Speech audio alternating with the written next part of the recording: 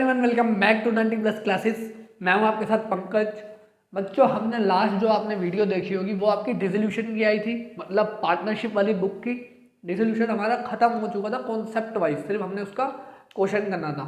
आज हम स्टार्ट कर रहे हैं आपका वॉल्यूम 2 जो क्लास 12th का है, जिसमें सारा का सारा आपका अकाउंटिंग किससे रिलेटेड है, कंपनी अकाउंट्स। पार्ट 1 हमारा पूरा पार्टनरशिप का था, वो आपका पूरा का पूरा चैनल पे अपलोडेड है। अब हम कंपनीज जो बुक है हमारा पार्ट 2 है उससे स्टार्ट कर रहे हैं। उसमें बच्चों हमारे दो ही चैप्टर हैं, इशू ऑफ शेयर्स और इशू ऑफ डिवेंचर। अब जिस बच्चे को इशू ऑफ शेयर्स अच्छे से आ जाए तो issue of debenture almost 80%, 70 to 80% complete हो जाता है। सिर्फ उसमें जो एक दो एडिशनल टॉपिक है वो करने होते हैं। तो आज हम स्टार्ट कर रहे हैं इशू ऑफ शेयर। ये बड़ा टॉपिक है आपका, कम से कम 15 नंबर तो मिनिमम ये आने वाला है एग्जाम में। साथ में इसके थ्योरी क्वेश्चन भी आते हैं। आज हम जो कवर करेंगे वीडियो में वो इसके बेसिक टॉपिक कवर करेंगे, जो मतलब हमें थ्योरी प्रैक्टिकल करने से पहले थोड़े से टॉपिक पता होने चाहिए, और इनसे रिलेटेड एमसीक्यू जरूर आ रहे हैं पेपर में आपके। आप अपना प्री बोर्ड उठा के देखोगे, लास्ट ईयर का पेपर देखोगे, जो आज हम टॉपिक करेंगे उससे रिलेटेड एक दो क्वेश्चन आपको जरूर मिलेंगे। तो देखो बच्चों, क्या होता है कंपनी अकाउंट, इस बुक के अंदर हमने क्या पढ़ना है। देखो, कोई भी कंपनी होती है, मोस्टली पब्लिक कंपनी की हम बात कर रहे हैं, उनको जब पैसा चाहिए होता है, फाइनेंस चाहिए होता है, तो वो शेयर्स इशू करती है। ये आपने अपनी क्लास 11th में सोर्स ऑफ फाइनेंस चैप्टर में पढ़ा था। अब ये शेयर्स क्या होते हैं, जो कंपनियां पैसा लगाती है बिजनेस में उसको बोलते हैं कैपिटल। पूरा जो कलेक्टिवली पैसा लगा है उसको कैपिटल बोलते हैं। जब इस कैपिटल को कंपनी ब्रेक डाउन कर देती है छोटे छोटे अमाउंट्स में, जैसे मान लेते हैं हम कंपनी है कोई ABC लिमिटेड, ठीक है। अब ये चाहती है कि 10 करोड़ रुपये इनके पास आए। अगर हम 10 करोड़ को लिखते हैं, 1 2 3 4 5 6 7 और 8 जीरो आएगी। अब कंपनी ऐसे तो बोलेगी नहीं वही कि 10 करोड़ रुपये एक साथ दे दो। तो कंपनी क्या बोलती है कि एक शेयर, ये जो पैसा है हम शेयर्स के रूप में लेंगे, और जो एक शेयर की वैल्यू है वो है मान लो 100 रुपये। एक शेयर की वैल्यू कितनी है, 100 रुपये। और टोटल कंपनी कितना पैसा लाना चाहती है, 10 करोड़ रुपए अपने बिजनेस में। तो कंपनी क्या करेगी, इसको अगर आप जो जीरो हटा दोगे तो कितना बच गया, 2 जीरो हट गई, 1 2 3 4 5 6, मतलब 10 लाख शेयर। कंपनी बोलेगी हम 10 लाख शेयर इशू कर रहे हैं, एक शेयर की वैल्यू है 100 रुपये। फिर वो पब्लिक को बेचना स्टार्ट करेगी, मतलब वो एडवर्टीजमेंट निकाल देगी। वो सब अभी थ्योरी में पढ़ेंगे क्या होता है। तो ये होता है बच्चों शेयर्स। अब ये शेयर्स कंपनी कैसे कैसे इशू करती है, कैसे उसके पास पैसा आता है, क्या जर्नल एंट्रीज होती है, वो इस चैप्टर में हमें सीखना है। उससे पहले हमने जो कैपिटल है, ये कैपिटल भी 3 टाइप की है। अब देखो समझो, आपने एक वर्ड पढ़ा होगा, एक डॉक्यूमेंट पढ़ा होगा, MOA, मेमोरेंडम ऑफ एसोसिएशन, कि जब भी कोई कंपनी बनती है तो एक डॉक्यूमेंट जरूर जाता है कंपनी का ROC के बाद, जो रजिस्ट्रार ऑफ कंपनी होता है उसका नाम होता है MOA। इस MOA में सारी डिटेल होती है कंपनी की, कि कंपनी कब बनी, किसने बनाई, कितना पैसा लगा, कहाँ पे बनी, सब कुछ। तो इसके अंदर एक क्लोज होगा जिसका नाम होगा कैपिटल क्लोज करके। उसमें लिखा होगा कंपनी का कितना पैसा लगा है। तो वहाँ पे वर्ड आएगा एक ऑथोराइज्ड कैपिटल। ऑथोराइज्ड कैपिटल मतलब कि जब कंपनी बन रही थी तो कंपनी ने अपने आप को रजिस्टर करते हुए कितना पैसा लगाने का सोचा था। सिंपल वर्ड्स है कि जब कंपनी बन रही थी तो कंपनी ने मैक्सिमम कितना पैसा सोचा था। हमारे केस में हमने कितना लिया, 10 करोड़ रुपए। कि कंपनी चाहती है कि हम जितना भी वो पैसा बिजनेस में लगाएगी वो कितना है, 10 करोड़। उसको कहते हैं ऑथोराइज्ड कैपिटल, जो मेमोरेंडम के अंदर लिखी होती है। अब ये तो मैक्सिमम पैसा हो गया जितना कंपनी लगा सकती है। अब कंपनी क्या करेगी, इस 10 करोड़ में से मान लो यहाँ पे भी हम अगर चेंज करते हैं कि कंपनी कह रही है मैं 10 करोड़ का 10 करोड़ पब्लिक से नहीं लेना चाहती, 8 करोड़ पब्लिक से लेना चाहती हूँ। कितना लेना चाहती हूँ, 8 करोड़। और एक शेयर 100 रुपये का ही कंपनी मान के चल रही है, तो कितने शेयर हो गए यहाँ पे थे 10 लाख, तो अब 8 लाख शेयर्स हो जाएंगे आपके।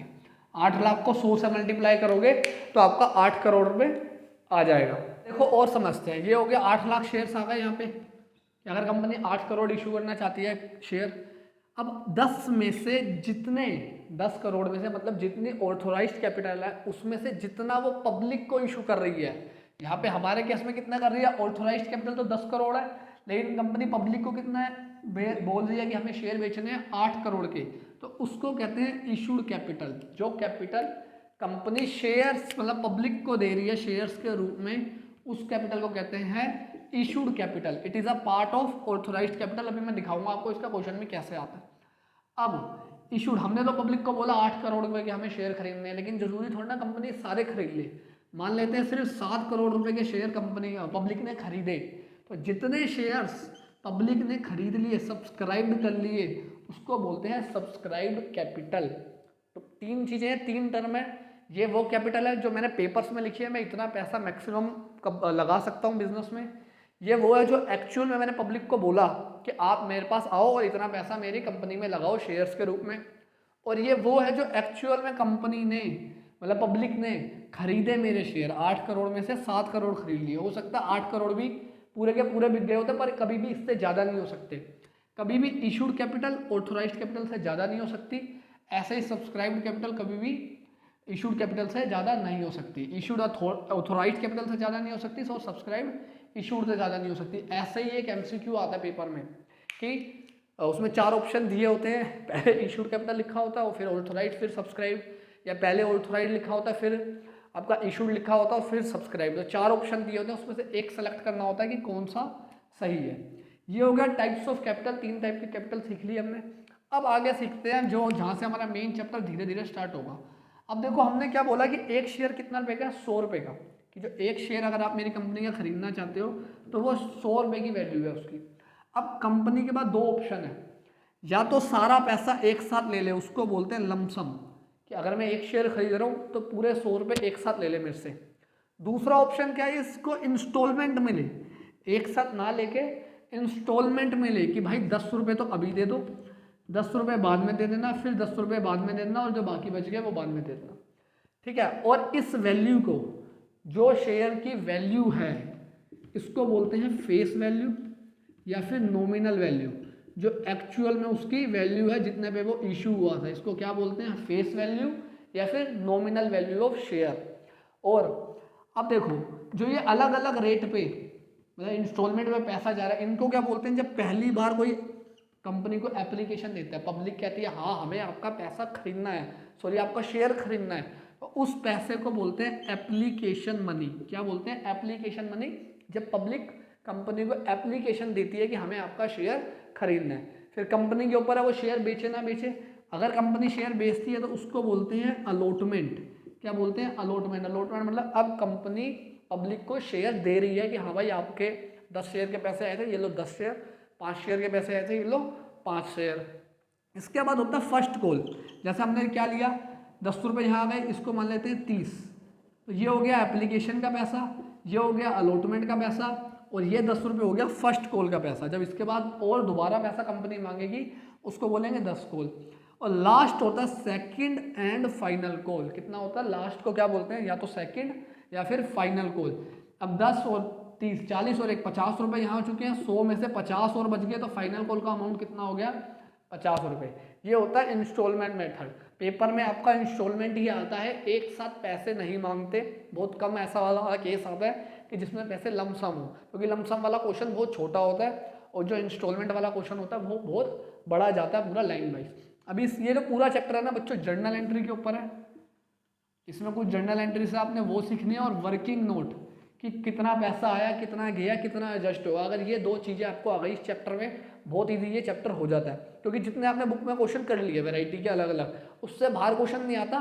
सिर्फ क्या होता है कि ये जो अमाउंट है, शेयर का अमाउंट, और जितने लोगों ने शेयर खरीदा, सिर्फ वो अमाउंट में चेंज आता है, टाइप ऑफ क्वेश्चन सेम ही रहते हैं। अब आपको ये समझ आ गया कि एक तो कंपनी लमसम में पैसा मांग सकती है कि इंस्टॉलमेंट में मांग सकती है। इंस्टॉलमेंट में जब पैसा मांगते हैं उसको, जब लोग इनवाइट करते हैं, लोग एप्लीकेशन देते हैं, तो उसको बोलते हैं application money, then allotment money, first call और सेकंड कॉल। ठीक है। एप्लीकेशन और अलॉटमेंट को अच्छे से समझना जरूरी है कि जब पब्लिक कह रही है कंपनी को कि हमें आपके इतने शेयर खरीदने हैं, उसको कहते हैं एप्लीकेशन।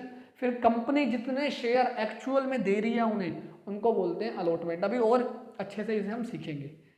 ये हो गया, ये आ गया बेसिक कॉन्सेप्ट था ये बिल्कुल, कि फेस वैल्यू क्या होती है, नॉमिनल वैल्यू क्या होती है, जो एक्चुअल वैल्यू है मार्केट में, एप्लीकेशन क्या होता है, अलॉटमेंट क्या होता है, फर्स्ट कॉल क्या होता है। अब हम सीखेंगे कि कितने टाइप पे, मतलब कितने अमाउंट में, कितनी तरह से कंपनी शेयर को इशू कर सकती है। तो सीखते हैं वो बच्चों। अब देखो बच्चों कितने तरह से शेयर कंपनी जो कंपनी है वो शेयर इशू कर सकते हैं, मतलब कितने कितने प्राइस पे कर सकते हैं एक तरह से। एक होता है बच्चों एट पार, एट प्रीमियम और एट डिस्काउंट। अब एट पार का क्या मतलब है, अभी हमने क्या सीखा था, एक वर्ड फेस वैल्यू, या फिर इसका एक और नाम था नॉमिनल वैल्यू। मतलब जितनी शेयर की एक्चुअल वैल्यू है उतने में ही कंपनी अगर पब्लिक को शेयर बेच रही है तो उसको बोलते हैं एट पार, कि उसकी मार्केट वैल्यू भी 100 रुपये है और आपको भी 100 रुपये में दिया जा रहा है, इशू भी 100 रुपये में किया जा रहा है, तो उस केस को बोलते हैं एट पार।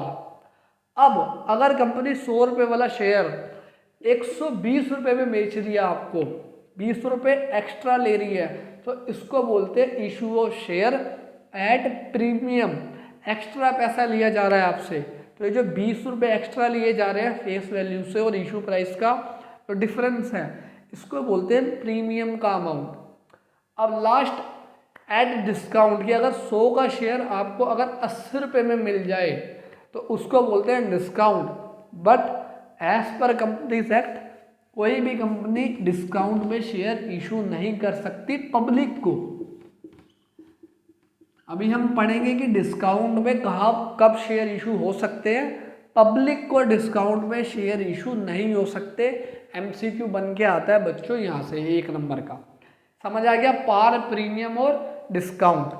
अब 2 चीज़ें और देखते हैं बच्चों की क्या और सीख सकते हैं। देखो अभी हमने अलग अलग कॉल्स देखी, कॉल्स जो था ना बच्चों, ये जो एप्लीकेशन था, अलॉटमेंट था, फर्स्ट कॉल और सेकेंड एंड फाइनल कॉल था, इनको कॉल्स बोलते हैं। तो एक थ्योरी का क्वेश्चन आता है कि इनके बीच में कितना गैप होना चाहिए, कि अगर मैंने एप्लीकेशन 1 जनवरी 2022 को करी है तो अलॉटमेंट या फर्स्ट कॉल, अलॉटमेंट और फर्स्ट कॉल के गैप में और फर्स्ट कॉल और सेकंड कॉल में कितना गैप होना चाहिए, 1 मंथ का मिनिमम गैप हमें होना ही चाहिए। अगर 1 मंथ का गैप नहीं है तो आप नहीं कर सकते। ऐसे ही एक क्वेश्चन आता है कि अगर किसी कंपनी ने मान लेते हैं 10 लाख शेयर इशू करे हैं, कि कंपनी कह रही है हम जो है 10 लाख शेयर इशू करना चाहते हैं, बेचना चाहते हैं, और उनको 90% सब्सक्रिप्शन, मिनिमम 90% है, ये मिनिमम 90% सब्सक्रिप्शन नहीं आया, मतलब मिनिमम 90% लोगों ने उनके शेयर नहीं खरीदे। 10 लाख का 90% हो गया बच्चों 9 लाख। अगर 9 लाख शेयर नहीं खरीदे तो ये शेयर इशू ही नहीं हो सकते। मिनिमम अमाउंट जो है, मिनिमम सब्सक्रिप्शन का जो परसेंटेज है एज पर कंपनीज एक्ट, वो कितना है 90%। 90% या तो 90% के बराबर होना चाहिए या उससे ज़्यादा होना चाहिए, तभी कंपनी शेयर इशू कर सकती है। मतलब या तो 9 लाख शेयर कम से कम बिके हों या 9 लाख से ज़्यादा बिके हों, तभी कंपनी शेयर इशू कर पाएगी। अगर 9 लाख से कम है तो कंपनी शेयर इशू ही नहीं कर सकती। तो ये था बच्चों आज का टॉपिक, बेसिक टॉपिक ही आज हमने किया है।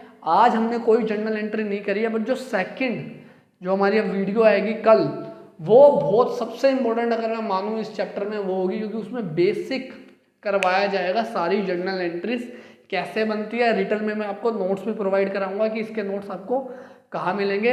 इंस्टाग्राम पे मैंने पहले भी बता रखा है, जाके आप फॉलो करोगे मेरे को डीएम कर देना, मैं पीडीएफ फॉर्म में या फोटोज फॉर्म में आपको प्रॉपर हैंड रिटन नोट्स भेज दूंगा, क्योंकि ये चैप्टर बहुत 20 मार्क्स की कम से कम ये आपकी बुक्स है।